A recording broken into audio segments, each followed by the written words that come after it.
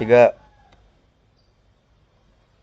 Assalamualaikum Assalamualaikum warahmatullahi warahmatullahi wabarakatuh. Kami wabarakatuh. dari kelompok 8 ingin mempresentasikan hasil kerja kelompok kami di mata statistik bisnis dan pengampu Dr. Bapak Uji. Berjudul analisis data berkala. Saya Ditya Julian Saputra dan kelompok saya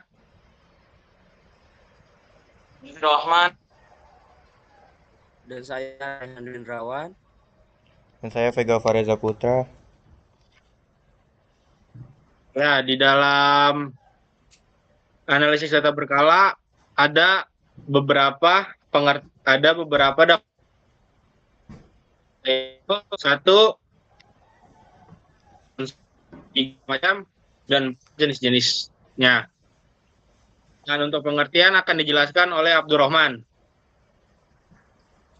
Pengertian analisis data berkala adalah proses sistematis yang melibatkan pengumpulan, pengolahan, dan interpretasi data yang diperoleh secara teratur dalam interval waktu tertentu. Data berkala ini dapat mencakup informasi tentang berbagai aspek kehidupan manusia seperti demografi, ekonomi, kesehatan, dan pendidikan. Analisis ini bertujuan untuk mengidentifikasi pola, tren, dan hubungan antar variabel yang relevan, serta untuk menghasilkan wawasan yang dapat digunakan dalam pengambilan keputusan dan perencanaan kebijakan.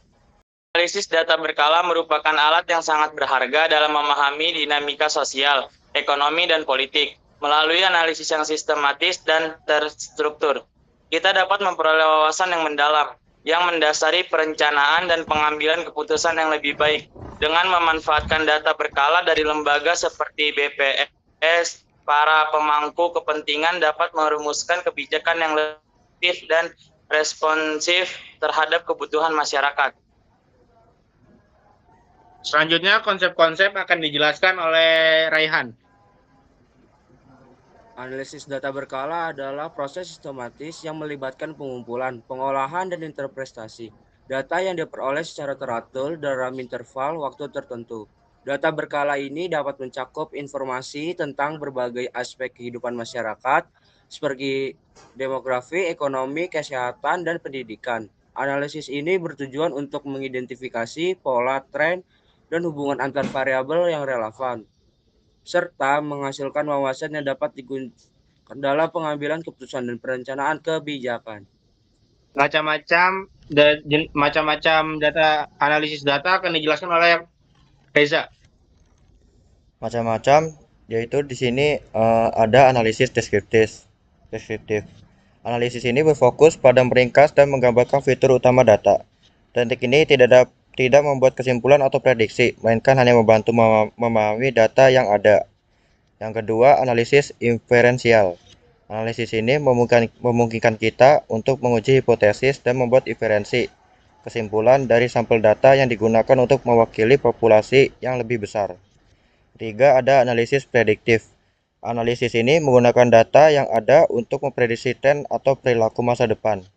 Ini seringkali menggunakan algoritma pembelajaran mesin atau statistik. Selanjutnya, ada analisis diagnostik.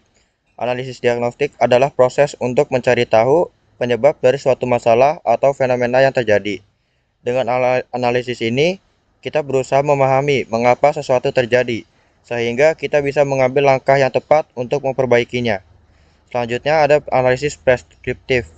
Analisis preskriptif adalah proses yang digunakan untuk memberikan rekomendasi atau saran tentang tindakan yang sebaiknya diambil berdasarkan data dan analisis yang telah dilakukan. Yaitu yang terakhir, analisis cluster. Analisis cluster merupakan metode statistik yang digunakan untuk mengelompokkan data atau objek ke dalam kelompok-kelompok cluster yang memiliki kesamaan. Tujuannya adalah agar objek dalam satu kelompok lebih mirip satu sama lain dibandingkan dengan objek di kelompok lain. Nah, selanjutnya adalah studi kasus dari analisis data. Baiklah, ini adalah salah satu metode dari analisis data, yaitu metode kuadrat terkecil. Least square persamaan trennya adalah dengan rumus Y sama dengan A tambah BX. Dengan metode kuadrat terkecil, nilai dari nilai A dan B dari persamaan tren linear di atas ditentukan dengan rumus A Y per N dan B XY per X kuadrat. Keterangannya adalah Y sama dengan nilai data berkala, N jumlah periode waktu, X adalah tahun kode. Tahun kode memiliki nilai yang berbeda untuk jumlah tahun ganjil dan tahun genap. Untuk tahun ganjil, yaitu nilai X-nya adalah -3, -2, -1, 0, -1, 1, 2, dan 3.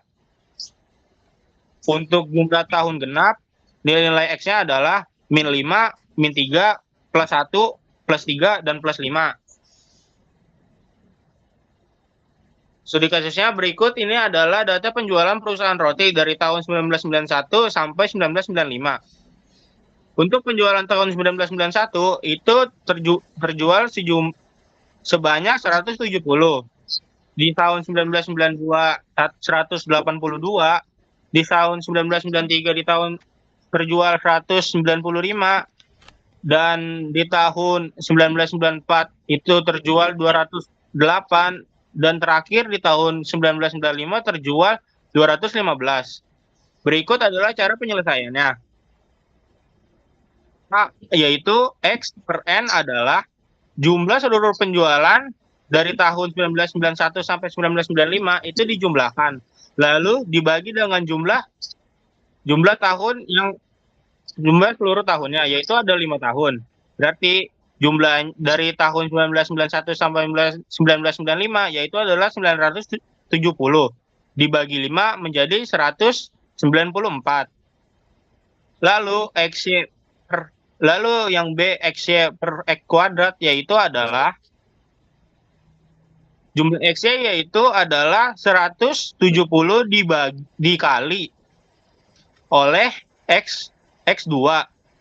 Yaitu 170 dikali -2 yaitu hasilnya -340. 182 dikali X1 yaitu hasilnya -182. 195 dikali 0 yaitu adalah 0, dan 208 dikali 1 yaitu 208. Dan terakhir tahun 1995 yaitu 215 dikali 2 yang hasilnya 430. Lalu semuanya itu di total dengan hasilnya yaitu 116. Ya. Perhitungan trennya adalah Y91 yaitu 194 ditambah 100 ditambah 11,6. 11,6 dikali 2 hasilnya untuk Y91 yaitu 194 dengan rumus 194 ditambah 11,6 dikali 2 yaitu 11,6 dikali 2 itu -23,2 ditambah 194 dengan hasil 170,8. Begitupun dengan Y92. 194 ditambah 11,6 dikali 1. 11,6 dikali -1 yaitu tetap menjadi -11,6. Jadinya 194 ditambah -11,6 dengan hasil 182,4. Untuk Y93 sama dengan 194 ditambah 11,6 dikali 0. 11,6 dikali 0 yaitu 0. Jadinya hasilnya tetap 19,4. Untuk Y94 194 ditambah 11,0 dikali 1 hasilnya menjadi 205,6. Untuk 194 ditambah 11,6 dikali 2, 11,6 dikali 2 hasilnya 23,2 ditambah 194 hasilnya yaitu 217,2. Persamaan garis tren yang bersangkutan adalah 194 ditambah 11,6x. Sekian dari presentasi dari kelompok 8. Terima kasih. Ya, terima kasih kami ucapkan Terima kasih. dari kelompok 8 kepada Bapak Ahmad Fauzi yang telah memberikan kelonggarannya terhadap kelompok kami. Dan meminta maaf untuk Bapak Dr. Ahmad Fauzi karena kelalaian kita untuk mengerjakan tugas yang sudah Bapak berikan. Iya, terima kasih.